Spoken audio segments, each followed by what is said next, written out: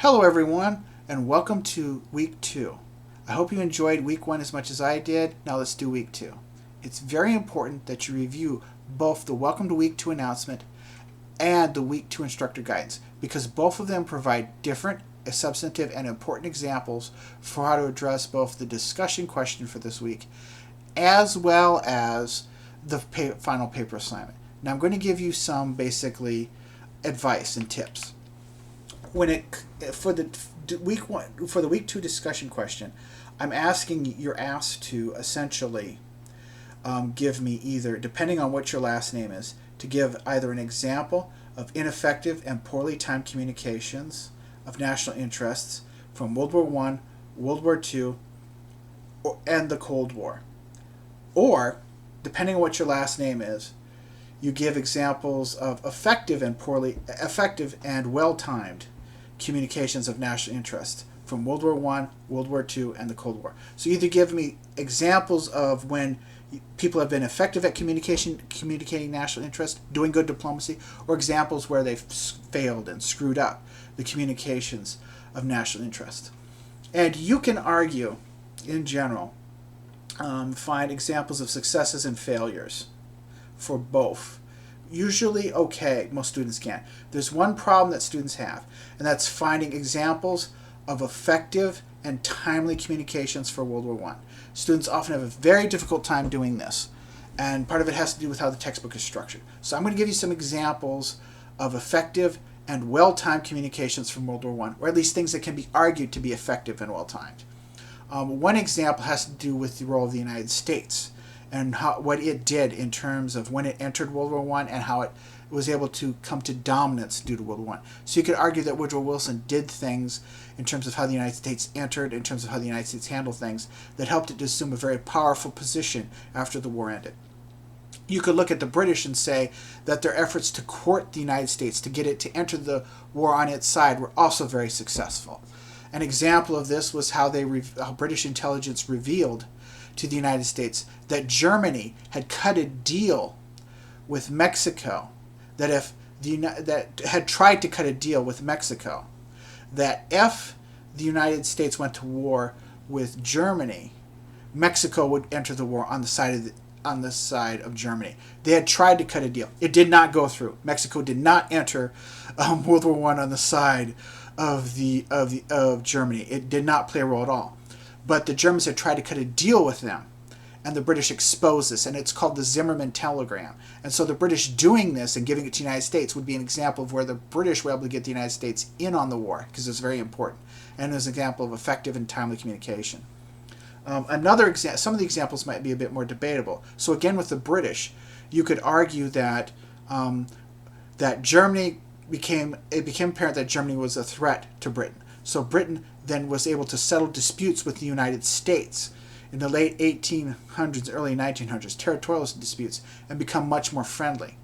And this basically was an example of effective and timely communications. How it improved relations with Germany and France in this situation could be argued to be an example of effective and timely communications. And I hope that helps. If you have any questions, please let me know. There's another thing. The directions, we're changing something about the directions to make things much more easy for you. The directions say, I'm going to read this directly. Contrary to the directions found in the classroom for participation posts, you are not required to respond to someone whose last name begins with N through Z if your last name is A through M. Conversely, you are not required to respond to someone whose last name begins with A through M if your last name is N-Z. You can respond to whoever you want, and that includes me. If you just respond to me, write 2 participation posts to me, you get full credit. You can respond to anyone else. This is something that I think they need to change, because we've got like 7-8 students, and so you may not find people, if you have a bunch of kids in the class with A through M and they respond, and there's no one with an N through Z as their last name, you might not have anyone to respond to. So you can respond to anyone you want. Ignore that part of the directions. If you have any questions, please let me know. And I sent an email out about this, and I hope that helped. The other thing is that for the paper, it is very, very important that you read both the instructor guidance, the week 2 instructor guidance, and the welcome to week 2 announcement. And that is because they both define what the domestic policy they both define what the different levels of analysis are, and they provide specific examples of it. So for the Welcome to Week 2 announcement, it provides an example of the domestic policy level of analysis that would apply to Syria, the sort of things you want to look at, as well as what the domestic policy level of analysis is. And the Week 2 instructor guidance, which is the more extensive lecture notes, it also defines what the individual level of analysis is, what the systemic level of analysis is, and what the foreign policy level of analysis is. And it also gives examples for all three. So it is very important that you read those first and then go from there. The only other thing I'm going to add is that events have moved a bit beyond the report that you've read, because the report is almost 2 years old. Essentially, Bashar al-Assad's regime is in power and appears it's going to stay in power. That's the first thing. The second thing is that ISIL or ISIS or Daesh has basically been driven to the edge of extinction. They come back a bit sometimes and so on, but they've been really heavily weakened, and they're really on the edge, and they've been almost destroyed. In terms of holding territory, they hold almost nothing. And they've really been forced underground. The third thing is just that Turkey has greatly expanded its influence and power in the region.